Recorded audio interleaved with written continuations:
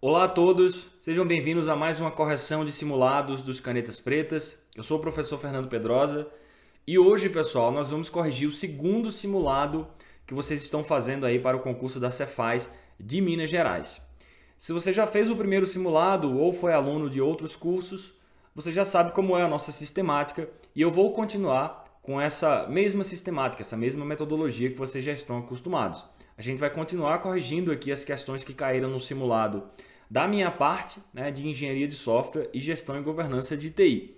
Então, no simulado de hoje, a gente vai fazer questões sobre análise e projeto orientado a objetos, modelos de ciclo de vida, metodologias ágeis. A gente vai ver uma questão sobre testes hoje também. E na parte de gestão e governança, eu falei para vocês no primeiro simulado que a gente vai variar entre ITIL e gestão de contratos de TI. Hoje a gente vai fazer uma questão de gestão de contratos de TI. Lembrando que contratos de TI a gente se baseia muito na IN 01 de 2019, que é do governo federal, tá? Não é de um governo estadual. No edital de vocês não fala sobre essa instrução normativa, só fala gestão de contratos de TI, mas a gente sabe que todas as esferas se baseiam no órgão central de tecnologia do governo federal, nos seus normativos, e as ideias são muito parecidas, né? Ainda que cada estado tenha uma forma, às vezes, pequenas variações ali sobre gestão de contratos de TI. A gente sabe que os papéis de fiscalização, de planejamento, os documentos que são gerados, são todos baseados nessa instrução normativa de gestão de contratos de TI do governo federal, tá? Que é a instrução normativa 01 de 2019. Bom, mas eu já estou me adiantando, né? Vamos começar com as questões, pessoal, de engenharia de software. Como eu disse, né? Seguindo aquela sistemática que a gente combinou. Eu vou ler o enunciado e vou comentando sobre o gabarito de cada uma das questões, as alternativas, né? Porque elas estão certas, porque elas estão erradas, fazendo uma pequena revisão sobre cada tópico. Lembrando que isso daqui não é uma aula teórica, nem é uma aula de revisão mesmo, apesar da gente revisar os assuntos, né? Isso é uma aula de correção das questões que caíram no simulado.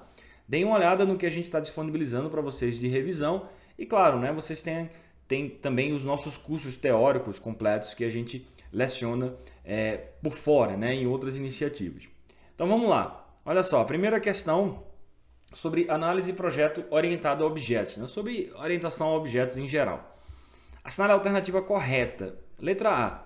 A atividade de análise ela é dependente da tecnologia empregada, pois unifica a modelagem em um único diagrama. Pessoal, essa letra A está errada, tá? Já vou marcar falso aqui.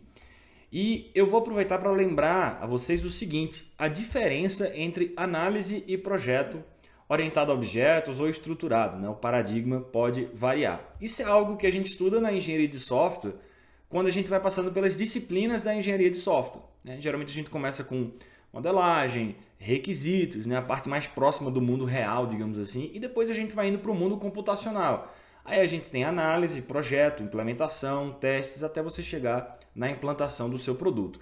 Só que essas duas disciplinas, análise e projeto, elas são parecidas, mas elas têm diferenças sutis. E é isso que eu quero mostrar aqui para vocês.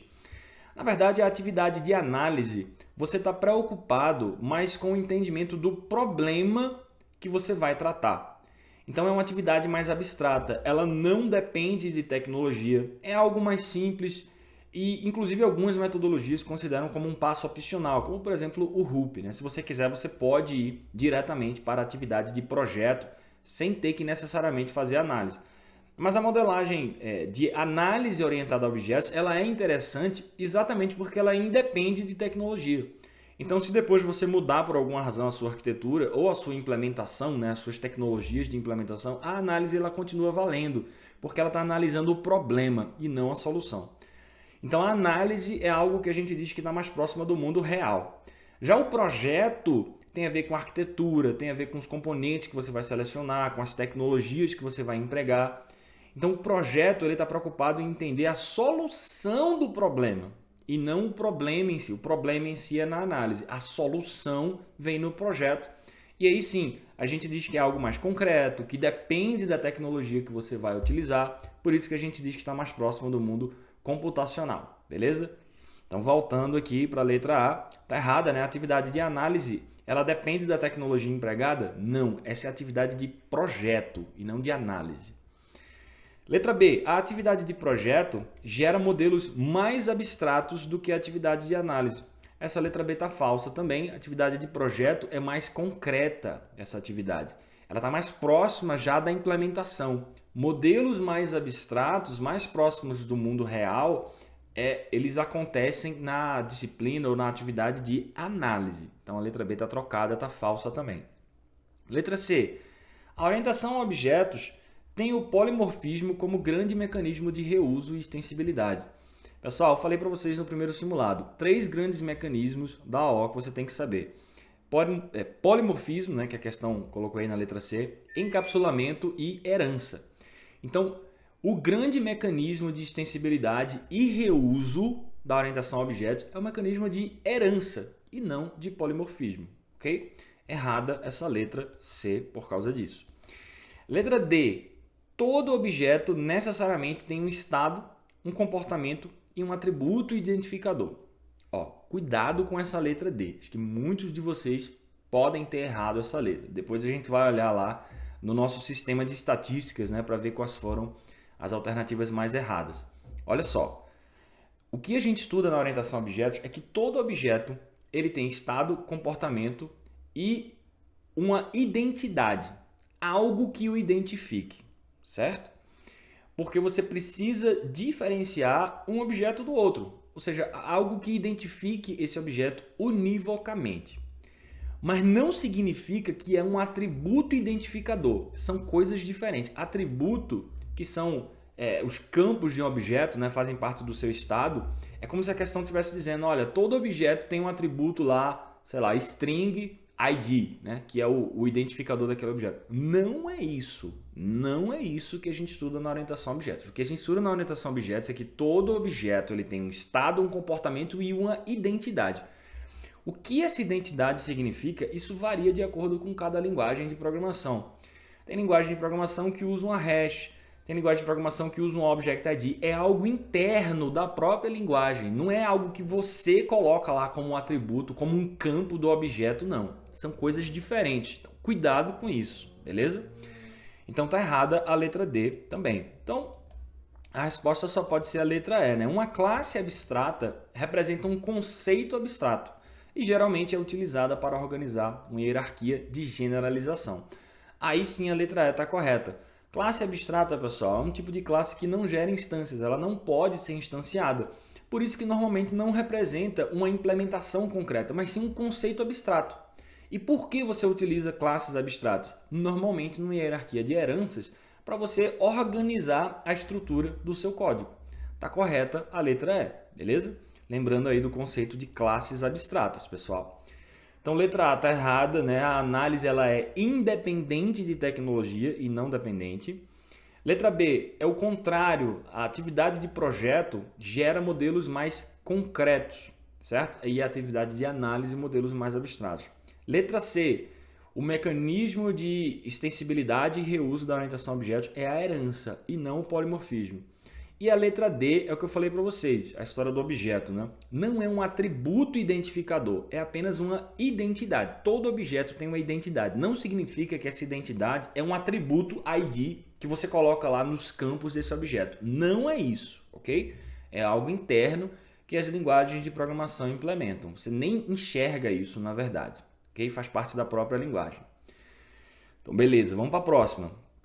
Agora falando sobre Scrum, pessoal. Falando sobre o Scrum 2020, tá? Que eu vou liberar aí na revisão para vocês.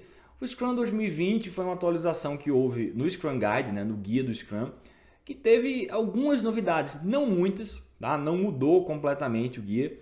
Algumas mudanças de nomes, alguns conceitos novos. Talvez uma das mudanças mais significativas é que agora nos papéis do Scrum, a gente tem o Scrum Master, o PO e o time de desenvolvimento, né, que era chamado dessa forma, agora simplesmente é chamado de developers, chamado de desenvolvedores. E algumas outras mudanças sutis, como acho que vão aparecer aqui nas alternativas, ok? Vamos lá. Dentre as alternativas a seguir, assinale aquela que não indica corretamente uma característica do time Scrum. Então a gente está procurando a alternativa falsa. E esse Scrum Team, pessoal, é o conjunto dos 3 papéis, ok? Developers, Scrum Master e Product Owner. Então vamos lá. Letra A. Multifuncionalidade, o que significa que os membros possuem todas as habilidades necessárias para criar valor. Essa letra A está correta. A multifuncionalidade é uma característica do time Scrum, dos 3 papéis. Então, não é que todo mundo tem que saber de tudo, né? Eu sempre falo isso nas nossas aulas. Mas significa que a soma dos papéis, a sinergia da equipe como um todo, tem as habilidades necessárias para você entregar valor. Tem que ter. Não significa que todo mundo sabe de tudo, mas a soma, né? Ou seja, em situações diferentes, cada uma das pessoas consegue contribuir. Beleza? Letra B. Auto-organização, o que significa a melhor forma de realizar as tarefas. Pessoal, essa letra B é que está falsa. Veja, antigamente no guia do Scrum, a gente dizia que as equipes eram auto-organizadas. Agora, no Scrum 2020 para frente, o guia fala em autogerenciamento. Então, auto-organização era usado antigamente, agora o guia fala em autogerenciamento, self-management. O autogerenciamento ele é algo mais poderoso ainda do que a auto-organização. Porque a auto-organização significa você distribuir os papéis, você ter as responsabilidades, o time realmente se organizar. Mas o gerenciamento, o autogerenciamento vai além disso. Além do time se organizar, ele decide como fazer as coisas. Ele não precisa de um gerente dizendo como fazer as coisas. O próprio time se autogerencia. Então, de acordo com o Scrum 2020, essa letra B está errada. Uma característica, na verdade, é a de autogerenciamento, o que significa escolher a melhor forma. Aí sim, como fazer as tarefas, mas não se chama mais de auto-organização, se chama de autogerenciamento. Pode ler lá no guia do Scrum, no capítulo lá de Scrum Team, ele fala sobre as características do time Scrum e uma delas é o self-management, o autogerenciamento e não self-organizing. Que não significa que o time do Scrum não é auto-organizado. Ele é, mas ele vai além. O termo que significa que ele é auto-organizado e também decide como ele faz as coisas, agora é utilizado como autogerenciamento. Beleza? Por isso que a letra B está falsa. Vamos ver as outras. Coesão de profissionais focados no objetivo de cada vez, que é a meta do produto, ok, é uma característica. Normalmente o time é composto por 10 ou menos pessoas, esse número agora aparece lá no novo guia do Scrum. É um chute, né, pessoal? É um número de referência. Não significa que você não pode ter, sei lá, 12 pessoas num time Scrum. Pode, mas já começa a ficar um pouco grande demais, certo? Então é um número de referência. Você pode ter mais ou menos do que isso, mas não muito mais e também não muito menos, né? Não adianta você ter um time Scrum com 2 pessoas, né? Começa também a ficar reduzido demais, e um time Scrum com 20 pessoas também já está grande demais, né? Tá na hora de você quebrar isso em subtimes, né? Em subprodutos ali no seu projeto. Mas ok, normalmente é composto por 10 ou menos pessoas e é empoderado pela organização para gerenciar o seu próprio trabalho, que é aquela característica de autogerenciamento que eu falei para vocês, beleza? Então letra B está errada, tá aqui o comentário para vocês. O Scrum Team, agora no Scrum 2020, é autogerenciável, o que significa que eles decidem internamente quem faz o que, quando e como. Então veja que é algo maior do que simplesmente a auto-organização. Eles decidem quem faz o que, quando e como também. Não precisa ter ninguém dizendo a eles como é que essas coisas devem ser implementadas, como é que eles vão atingir a meta do produto. Isso é maior do que simplesmente auto-organizado, que tem um foco essencialmente técnico, que é decidir como fazer. Além de como fazer, eles também têm a decisão de papéis, de quando essas coisas são feitas.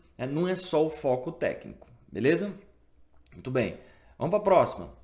Sobre os modelos de prototipagem descartável e evolucionária, assinale a alternativa correta. Então, modelos de ciclo de vida, pessoal, especificamente aqui falando sobre prototipagem. Vamos lá. A prototipagem descartável foca nos requisitos mais simples e bem compreendidos para desenvolver o protótipo. Está errado porque isso aqui é a prototipagem evolucionária, pessoal. Vamos lá. Lembrando dos modelos de ciclo de vida de prototipagem. A gente tem basicamente 2 tipos. A prototipagem evolucionária e a prototipagem descartável. No primeiro tipo, na prototipagem evolucionária, o seu objetivo é evoluir o produto por meio de protótipos. Por isso que é prototipagem evolucionária. Você não joga fora, você está sempre evoluindo aquilo. E como esse objetivo é disponibilizar o produto por meio de protótipos o mais rápido possível, Na prototipagem evolucionária, você começa com os requisitos mais simples, porque você quer agregar, você quer entregar valor rapidamente para o seu cliente. Na prototipagem descartável é o contrário. Normalmente, ela é utilizada como uma técnica de elicitação de requisitos, é para você esclarecer requisitos. E por isso é o contrário. Na prototipagem descartável, você geralmente pega os requisitos mais difíceis para esclarecer, para elicitar eles, e depois que você tem esse entendimento, você pode descartar o protótipo. Por isso que é prototipagem descartável. Então essa letra A, a prototipagem descartável, foca nos requisitos mais simples? Não, essa é a prototipagem evolucionária. Letra B, a prototipagem evolucionária foca nos requisitos mais complicados. Então a A está trocada com a B, né? As duas estão falsas, né? Porque a letra A deveria ser prototipagem evolucionária e a letra B deveria ser prototipagem descartável. Elas estão trocadas entre si, por isso que as duas estão erradas. Letra C. O objetivo da prototipagem descartável normalmente é elicitar requisitos e diminuir riscos do desenvolvimento de software. Verdadeira. A letra C é exatamente o que eu falei para vocês. Tanto é que geralmente a prototipagem descartável ela aparece como uma técnica de elicitação de requisitos ou de análise de riscos, como por exemplo no Espiral e nas técnicas lá que a gente estuda na engenharia de requisitos, beleza? Exatamente por isso, você pega o requisito mais difícil, faz um pequeno protótipo ali em cima para entender melhor aquele requisito. Depois que você entendeu, você pode descartar aquele protótipo e continuar com o seu desenvolvimento. Então, normalmente é uma técnica de elicitação de requisitos, né? A prototipagem descartável é considerada uma técnica de elicitação de requisitos. Então, a letra C é a resposta da questão. Na letra D, na prototipagem evolucionária, é necessário seguir padrões de qualidade. Não necessariamente. Inclusive, esse é um dos problemas da prototipagem evolucionária. Como você quer entregar o produto rapidamente para o seu cliente, os próprios autores falam isso, que é comum que os padrões de qualidade sejam relaxados, sejam esquecidos. E aí depois você tem um problema, porque o seu sistema está sempre em nível de protótipo e aí você pode ter um problema de qualidade lá na frente.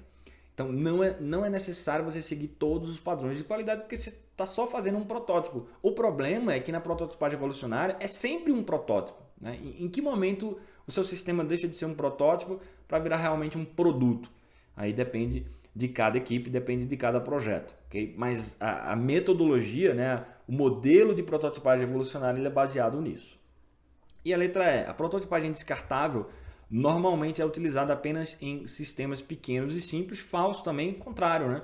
Quando você tem sistema complicado, é que vale a pena você fazer protótipos descartáveis para entender melhor ele, e não em sistemas simples, porque se for simples, você não precisa nem prototipar, você já parte direto para o produto, beleza? Então tá aí os comentários para vocês, tá? Tudo isso que eu falei, né? A letra A trocada com a letra B, a letra C é a resposta da questão. Falei para vocês, ó, na letra D, ó, tá errado, porque na prototipagem evolucionária eu posso relaxar alguns padrões de qualidade, eu não preciso seguir todos eles. E a letra E tá errada porque a prototipagem descartável, na verdade, normalmente ela é utilizada em sistemas grandes, exatamente para você entender melhor o sistema. Beleza? Vamos para a próxima. Agora uma questão sobre testes, pessoal, que eu falei para vocês que ia cair nesse simulado. Então vamos lá. Considerando os conceitos de testes de software, analise a descrição a seguir. Visa a confrontar programas com situações anormais em caráter destrutivo. Que teste é esse? Bom, pessoal, a gente vai fazer várias questões de testes aí ao longo dos nossos simulados, mas basicamente quando a gente estuda testes, a gente estuda os níveis de teste, então teste de unidade, integração, aceitação, sistema. A gente estuda estratégias de teste, caixa preta, caixa branca, e depois a gente estuda alguns tipos específicos de teste, como esses que apareceram aqui nas alternativas. Então, teste de carga, desempenho, regressão, teste de fumaça, teste de usabilidade, como apareceu aí também. É isso que a questão está perguntando. Qual desses testes visa a confrontar o programa com situações anormais que superam os seus requisitos normais ou a sua expectativa de carga, de memória, de uso, etc., né? Os seus parâmetros normais? Que teste tem esse objetivo de passar do normal para chegar num nível acima? É o teste de carga, pessoal. Letra E, a resposta da questão. Todos os outros testes, eles têm outros objetivos que a gente vai ver em simulados futuros. Então, por exemplo, o teste de regressão, você utiliza quando você tem uma mudança no seu software para checar se aquela mudança não quebrou algo que já estava funcionando. Quando isso acontece, a gente diz que o software regrediu, por isso que o nome é teste de regressão. Teste de fumaça, ele é considerado um teste de integração para você ver se a funcionalidade ou as funcionalidades básicas do seu sistema estão funcionando. É um primeiro teste após alguma grande integração no seu sistema. Também não tem a ver com situações anormais. Teste de recuperação, você poderia ficar em dúvida, mas basicamente no teste de recuperação não é que é uma situação anormal em termos de carga. É simplesmente que você força uma falha no seu sistema e depois você recupera ele e analisa como foi essa recuperação. Por isso que o nome do teste é teste de recuperação. Você força uma falha no seu sistema. Teste de usabilidade tem a ver com o usuário, né? Para saber se o seu sistema ele é amigável o suficiente. Tem a ver com a percepção de qualidade do usuário, também não tem a ver com situações anormais. Então a resposta à letra E, teste de carga é isso. Você vai aumentando alguns parâmetros do seu sistema, você vai estressando o seu sistema, por isso que também é conhecido como teste de estresse. Às vezes também aparece em algumas literaturas esse teste de carga. Então, por exemplo, eu posso estressar memória, eu vou criando objetos na memória da minha aplicação. Eu posso estressar entrada e saída, ou seja, várias transações por segundo. Eu posso estressar disco, que é a busca por dados. E aí eu vejo como o meu sistema se comporta. Nenhum sistema, pessoal, aguenta carga infinita. Isso não existe. Você precisa testar a carga que ele aguenta exatamente para saber quais são os seus limites. E aí depois você pode melhorar ou ajustar a sua arquitetura baseada nos resultados desse tipo de teste. Beleza? Então, letra A é a resposta à questão. Está aqui, ó. Testes de carga visam a confrontar programas com situações anormais. Eles têm caráter destrutivo. Até onde ele aguenta? Eu posso estressar, como eu falei, memória, entrada e saída, disco, etc, etc. E aí ver como ele se comporta. Alguma hora o seu sistema vai quebrar. Não existe sistema que aguenta uma carga infinita, porque ele teria custo infinito também. Você só precisa testar para saber se o limite que ele aguenta está adequado às suas expectativas, né? Aos requisitos da sua arquitetura. Beleza? Muito bem, pessoal. Então vamos para a última questão desse simulado. Vocês estão percebendo que aqui é o Pedrosa do futuro, né? Eu estou com outra roupa, porque eu já havia gravado a primeira versão dessa correção de simulado com o assunto de gestão de contratos, mas o edital foi retificado, o assunto de gestão de contratos foi retirado, então a gente vai ver mais questões sobre gestão de serviços baseado na IT. Então vamos lá, vamos fazer essa questão aqui comigo. Acerca de conceitos fundamentais de gestão de serviços, assinale a alternativa que corresponde às seguintes definições. Então, pessoal, definições sobre a ITIL 4. Primeira definição, meio que permite a cocriação de valor ao facilitar a obtenção dos resultados que os clientes desejam, sem que eles precisem gerenciar custos e riscos específicos. Pessoal, essa é a própria definição de serviço na ITIL 4. Então veja que o serviço não é o objetivo final, ele é apenas um meio para você alcançar alguma coisa. Esse meio ele pode alcançar diretamente algo, um benefício, um resultado esperado, ou facilitar a obtenção de algo. Só que aí vem o final da frase, né? Sem que o cliente precise gerenciar custos e riscos específicos. Não é que esses custos e riscos não existam, claro que eles existem. Mas são custos internos, técnicos e riscos que precisam ser gerenciados pelo provedor do serviço. Você, como cliente, você resolve, você acorda, entra em acordo com aquele provedor para receber aquele serviço a um custo que você considera razoável. Isso é a própria definição de serviço na ITIL 4. A próxima definição, a funcionalidade oferecida por um produto ou serviço para atender uma necessidade. Aí vem os conceitos de utilidade e garantia, pessoal. Para um serviço ter qualidade na ITIL 4, ele precisa ter basicamente duas características, utilidade e garantia. Um serviço útil, um serviço que tem utilidade, é aquele que atende a sua necessidade, ele é adequado ao propósito, ele realmente atinge o resultado esperado pelo cliente. E um serviço que tem garantia é que não basta só você atingir o resultado, né? Você precisa fazer isso de uma maneira garantida, uma maneira que você tenha características de níveis de serviço que vão sustentar ele com o passar do tempo. Então essas duas últimas afirmativas aí, ó, a funcionalidade, a própria funcionalidade oferecida pelo produto, isso é a característica de utilidade do serviço ou do produto que está sendo oferecido por aquele serviço. E características relacionadas a níveis de serviço, disponibilidade, continuidade, capacidade, etc., são relacionadas ao conceito de garantia. Então, a primeira definição tem a ver com a própria definição de serviço, as duas outras com características de qualidade do serviço. A primeira, utilidade, a segunda, garantia.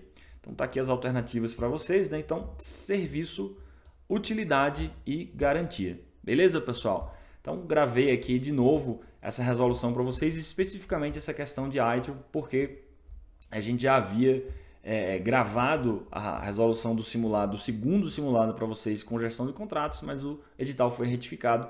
Não tem problema. Eu estou regravando alguns que eu já tinha feito, colocando mais questões de ITIL, o que acaba sendo melhor para vocês, né? Para praticar mais esses conceitos, né? Então tá aí os comentários.